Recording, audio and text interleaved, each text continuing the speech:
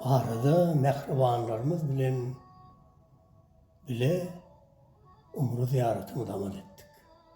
Şol ziyaret edilen giyicilerin birine giyce saat 2:24'tü.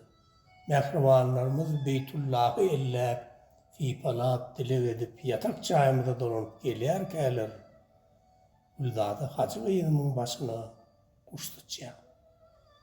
Bu boluşuk dinlap telefonunu şekili alan Gülcan Hacı doğulmadan görün bu kudreti, hey giyici kuş var mıdır diyen duygulandırıcı cümleleri meni bu getirleri yazmana mecbur etti.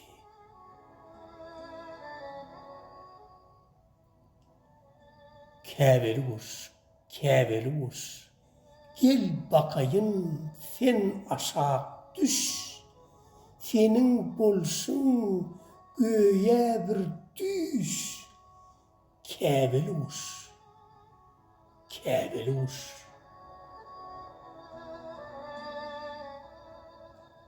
Nerede tuttun meseni, göğe kâbenin eseri, koruyan mı sen messevi?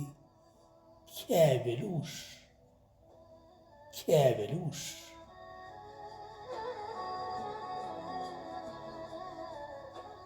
Haçan dayra, haçan oyan, insan kalbin nenen duyan, bir enayi mehr uyan. Kâbeli kuş.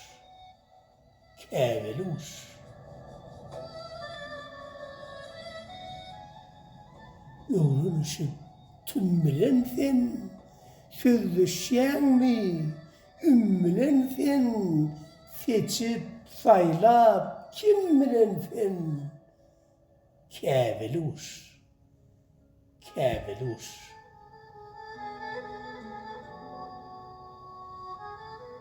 Kuşun pohu ne alamet, bu boluşun ne ahvalet, yadı ediyer min sahavet. Kâbeli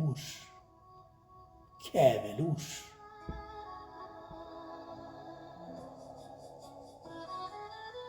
Tarif etsem yetmez sözüm, koyma yolla menin gözüm. Eziz baksam sana özüm. Kâbeli kuş.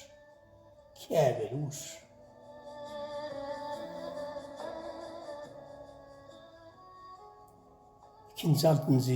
dekabr 2025 yıl Mekke, 2 fevral 2026 yıl Aşgabat, Türkmenistan.